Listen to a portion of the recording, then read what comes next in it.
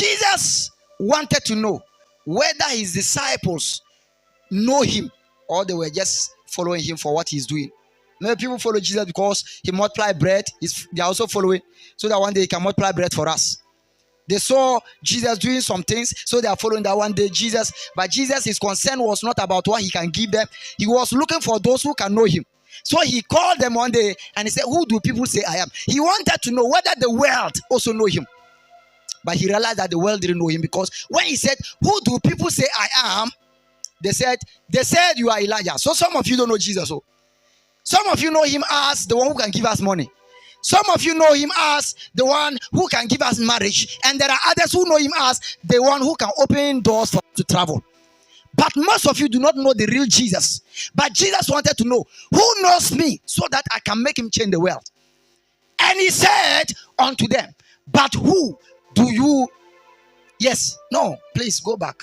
And he said unto them, but whom say ye that I am? Who do you say that I am? So when Jesus comes to the church, he will make it personal. He will come to Prophet Evans. Who do you say I am? He will come to Grace. Who do you say I am? If you don't know him, he will know you are not his servant.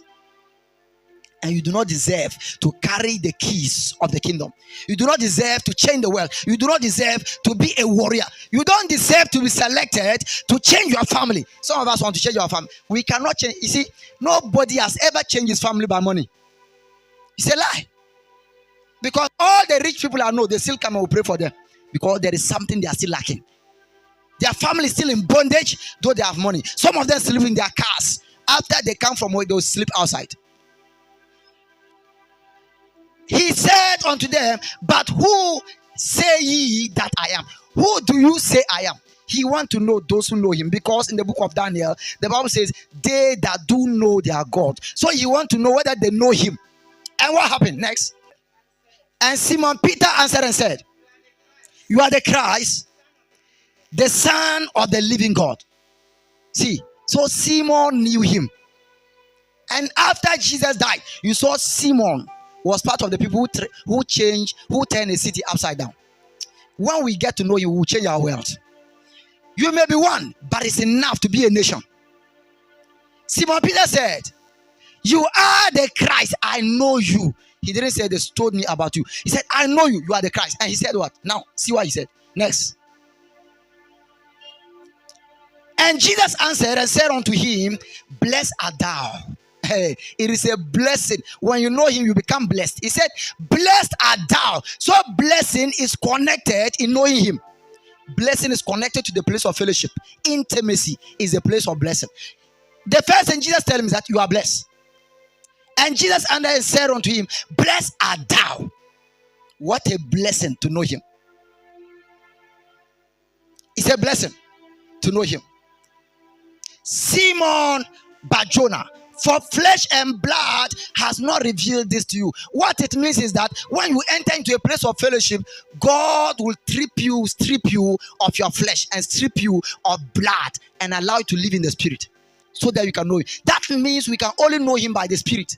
So if you refuse to go into a place of fellowship, you will never know him. You can be in church for long, you can have money, you will never know him until in a place of fellowship where a spirit man is energized to search the deeper things of God.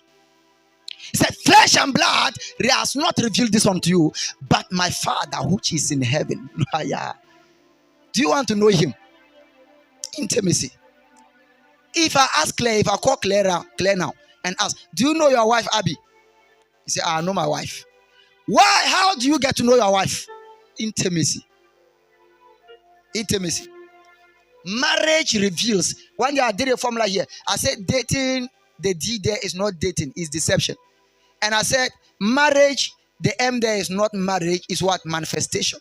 So marriage reveals the fullness of a person. There are things you know about Claire, I will never know. You see now? Ohima knows Pastor David and anybody here. You just know. Do you know the boss is wearing now? Do you know? Ohima knows.